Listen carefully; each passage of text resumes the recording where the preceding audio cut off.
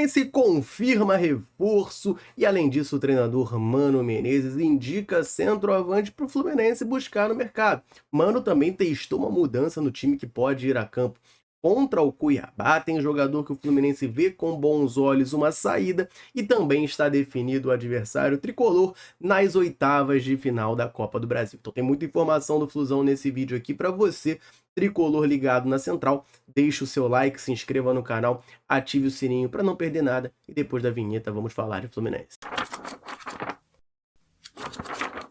Na tarde dessa quinta-feira rolou o sorteio da Copa do Brasil das oitavas de final e o Fluminense agora tem adversário definido. O Flusão vai enfrentar o Juventude nas oitavas de final e, de acordo com o sorteio, a partida decisiva, o segundo jogo, será no Maracanã. As partidas a princípio estão marcadas para o dia 31 de julho e dia 7 de agosto, mas o calendário mais destrinchado ainda vai sair. Vale lembrar que o Juventude está com mudanças no seu comando técnico, né? Já que Roger Machado, que vinha fazendo um grande trabalho por lá, eu inclusive defini o Roger Machado como o melhor trabalho da Série A no comando do Juventude. Eu acho um time bastante limitado, mas que estava rendendo acima do que podia com o treinador. O Roger Machado saiu do Juventude e assumiu o Internacional lá de Porto Alegre, é o novo técnico do Inter, e aí o Juventude foi no mercado e contratou o Jair Ventura, que estava no Atlético Goianiense, para ser o seu novo treinador. Então, a tendência é que o Fluminense já enfrente o Juventude com o Jair Ventura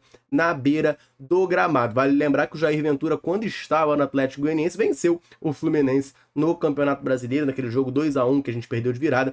O Jair Ventura ainda era o técnico do Atlético Goianiense. Na partida seguinte perdeu para o Criciúma e acabou sendo demitido. Dança das cadeiras no Campeonato Brasileiro de Treinadores. Fluminense pegando o Juventude nas oitavas de final da Copa do Brasil. Eu quero saber de você ligado aqui na Central. Gostou do sorteio? Achou que o Fluminense pegou moleza ou podia pegar adversário mais fácil? Deixa o comentário aqui embaixo para a gente trocar aquela ideia.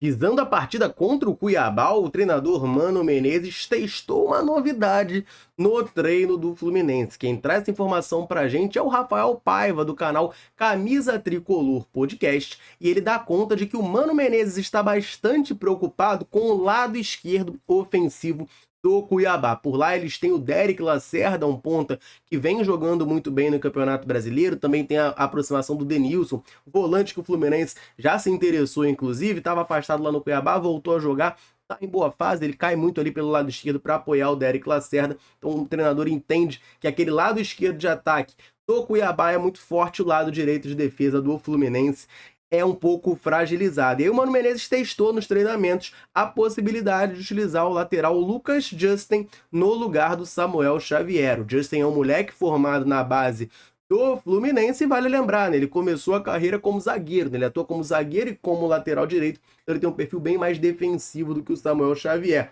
Então é uma possibilidade ali para o Mano Menezes no jogo contra o Cuiabá começar com o Justin no lugar do Samuel. Samuel Xavier vem muito mal, né? Um jogador que tem me incomodado muito as participações dele. Em tese, o reserva é o Guga, né? Quem ganharia a posição caso o Samuel saísse seria o Guga, mas segundo o Rafael Paiva do Camisa Tricolor Podcast, o teste do Mano Menezes foi colocar o jovem Lucas Justin ali no setor. E aí agora, claro, eu faço a pergunta para você. Concorda com esse teste? Você acha que o Mano Menezes acerta em colocar o Lucas Justin? Ou você prefere o Guga? Ou você prefere o Samuel Xavier? Deixa o comentário aí pra gente trocar aquela ideia. E agora é oficial, o Fluminense confirma reforço no começo da tarde dessa quinta-feira. Eu vou te contar tudo isso, mas rapidinho eu vou lembrar você, ligado aqui na Central, de correr no comentário fixado, porque por lá tem o link do canal da Central no WhatsApp. Nesse canal você fica por dentro de tudo o que acontece com o Flusão na palma da sua mão, diretamente no seu WhatsApp. Então o que você vai fazer? Você vai correr no comentário fixado desse vídeo, você vai clicar no link que lá está, e aí esse link vai abrir no seu WhatsApp o canal da Central. Você vai lá no canto superior direito, vai apertar o botão seguir e por lá você vai começar a receber tudo o que acontece do Flusão na palma da sua mão, beleza? Tô te esperando por lá e vamos falar dessa informação porque o Fluminense anunciou oficialmente a contratação do volante Nonato. A gente já tinha trazido aqui ao longo da semana que tinha um imbróglio entre Santos e Ludogorets da Bulgária, e aí o Santos não podia ainda, né, registrar o novo contrato do Nonato e sem registrar esse novo contrato não podia emprestar ele para o Fluminense. Mas trouxemos aqui que já tinha sido resolvido, o Santos já tinha registrado o Nonato no bid, então ele poderia liberar o jogador para o Fluminense. E agora o Fluminense anuncia oficialmente a contratação. O Nonato chega por empréstimo até o final de 2025 no Fluminense, então, portanto, 1 ano e meio de contrato de empréstimo. Existe uma opção de compra de valor não divulgado. Vale lembrar, né, o Nonato já jogou aqui no Fluminense entre 2021, no final de 2021 ele chega até final de 2022, ele jogou por aqui quando ele saiu justamente para jogar no Ludogorets lá da Bulgária. Acabou deixando o Fluminense no meio daquela semifinal da Copa do Brasil, acabou fazendo muita falta, deixou algumas viúvas aqui, mas depois desse período o Nonato acabou não conseguindo se destacar, né? Lá na Bulgária ele até começou bem, fez gol contra a Roma, eu lembro bem disso, mas depois ele quis voltar para o futebol brasileiro e no Brasil ele não conseguiu se firmar no Santos, foi rebaixado e na Série B não vinha sequer sendo relacionado. Tem aqui uma declaração do Nonato ao site oficial do Fluminense na sua chegada.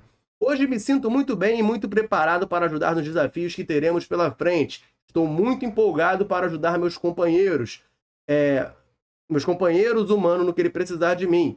Quero mais uma vez agradecer a oportunidade. Estou muito feliz de estar aqui. Essa foi a declaração então do Nonato, novo reforço do Fluminense, agora 100% oficializado. E nos últimos dias, a novela da saída do André vem ganhando novos capítulos, né? Primeiro a gente trouxe aqui uma informação da Sky Sports lá da Inglaterra de que o Fulham, o principal interessado no André nessa janela, estava com outras prioridades no mercado, fez uma proposta de 17 milhões de libras pelo Scott McTominay do Manchester United, a proposta tinha sido recusada, mas as negociações avançavam. Depois disso saiu informação de que o Fulham teria feito uma proposta de 25 milhões de libras pelo André, e aí o acordo estaria caminhando. Muitas informações saíram sobre isso lá fora, teve uma informação do GE sobre isso também, de que o Fluminense na verdade recebeu uma proposta, recusou, fez uma contraproposta e ainda não tinha essa resposta. E agora o presidente Mário Bittencourt apareceu e deu declaração publicamente sobre o assunto, concordando com a informação do GE. Ele disse o seguinte, não existe uma negociação, existe uma proposta que foi feita, o Fluminense fez uma contraproposta e ainda não houve resposta a ela. Isso já tem uns 10 dias. Então esse é o posicionamento do Mário Bittencourt, diz que a contraproposta tricolor não foi respondida. O Fluminense pede, ali em torno de 30 milhões de euros, cerca de 178 milhões de reais, para liberar o volante André nessa janela. A gente sabe que é uma necessidade, não dá para falar a palavra desejo, mas é uma necessidade do Fluminense nessa janela de negociar o André. O jogador teve proposta no passado, ficou por conta da Libertadores, mas o acordo com ele é que ele seja vendido e o Fluminense precisa do dinheiro, né? O Fluminense infelizmente precisa fazer essa venda para fechar o ano ali no verde, não fechar no vermelho. Então conta com essa venda do André. O Fulham é o principal interessado, mas de acordo com o Mário Bittencourt, não existe negociação. O que existe é uma proposta, a contraproposta foi feita e ainda não teve resposta. E o portal Trivela trouxe informações importantes sobre mudanças no ataque do Fluminense. Não é segredo para ninguém que o Fluminense está no mercado buscando contratar um centroavante. Eles trouxeram para a gente um nome que foi oferecido, mas não animou Mano Menezes e diretoria, um nome que foi pedido do Mano Menezes, e tem um jogador que o Fluminense vê com bons olhos a negociação. Vai falar sobre tudo isso aqui nesse vídeo, mas antes eu vou aproveitar rapidamente para dar uma moral para a galera sempre ligada aqui na Central, sempre nos dando aquela moral. Todo vídeo eu convido você que está aí nos assistindo a deixar um comentário aqui embaixo me contando o seu nome e de onde você está nos assistindo. A gente gosta muito de saber até onde nesse mundo gigantesco a Central Fluminense consegue alcançar. A galera chega junto, deixa um comentário, sempre que a gente pode, a gente vem aqui e manda aquele abraço. Nesse vídeo eu vou mandar um abraço para o Maicon de Cataguases, em Minas Gerais, para o Maurílio de Itajaí, Santa Catarina, para o Gilmar Zamperlin, de Juiz de Fora, Minas Gerais, para o José Augusto Coimbra, também de Juiz de Fora, para o Moisés de Itaboraí e para o Magalhães de Timbé do Sul, Santa Catarina. Um abração para a galera ligada aqui na Central Fluminense. Você que está assistindo, quer que a gente mande um abraço, um salve citando o seu nome? Comenta aqui embaixo, dizendo o seu nome e de onde você está nos assistindo.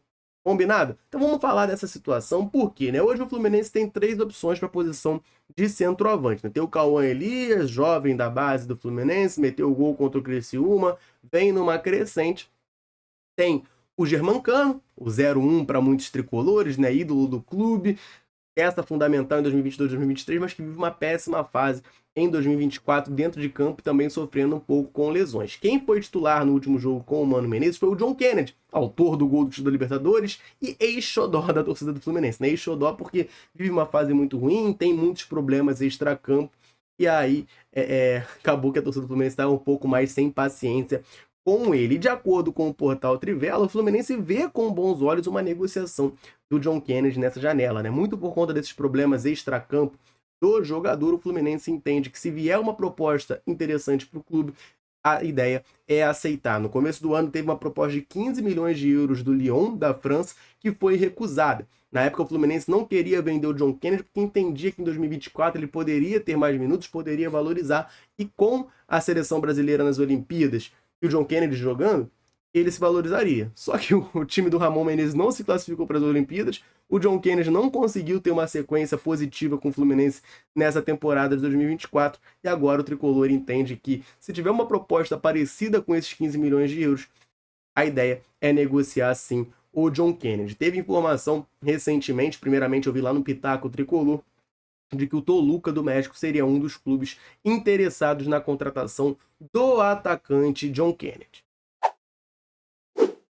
E se o John Kennedy pode sair, a gente sabe que algum centroavante vai chegar. O Fluminense está no mercado em busca de reforço para essa posição. O Portal Trivela trouxe 2 nomes para a gente. Eu vou começar falando do nome que foi oferecido, mas não vai chegar no Fluminense, tá? É um nome que eu já vi alguns torcedores especulando e ventilando, que é o atacante Daverson, atualmente no Cuiabá. De acordo com o Caio Blois lá da Trivela, o nome foi oferecido ao Fluminense, só que não agradou tanto o Mano Menezes quanto a diretoria tricolor. O Daverson tem 8 gols em 18 jogos em 2024, mas pelo Brasileirão tem apenas 2 partidas, então pode jogar a Série A ainda por outra equipe e deve sair do Cuiabá. Uma curiosidade interessante, né? É que... Interessante sim, né? É curiosidade mesmo, um momento fofoca aqui nesse vídeo. E teve uma vez que o Mário Bittencourt, num podcast, falou de um jogador e, segundo ele, desrespeitou o Fluminense, e esse jogador, por mais que ele pudesse até gostar do futebol desse cara, ele jamais contrataria pro Fluminense, porque esse tipo de coisa ele não tolera. Aí o Sherlock Holmes da internet foram buscar e chegou-se à conclusão, ainda no campo especulativo, tá, gente, de que esse jogador teria sido o Daverson, naquela partida de 2021 entre Fluminense e Palmeiras. Teve uma briga ali do Daverson, os jogadores do Fluminense e tal, e o Daverson teria sido esse cara que desrespeitou o Fluminense, e o Mário Bittencourt falou que jamais contrataria. Então, é um jogador que foi oferecido, não agrada e não vai vir pro Fluminense. Quem foi oferecido, não, mas o Mano Menezes pediu a contratação, de acordo com o portal Trivela, é o atacante Gé da Ponte Preta. Ontem trouxemos aqui a informação do Paulo Brito de que o Gé tinha sido indicado pela diretoria, pelo staff do Fluminense, né, foi um dos nomes sugeridos, mas que o Mano Menezes teria vetado, buscando um centroavante mais cascudo. Hoje, o Caio Blois da Trivela traz uma informação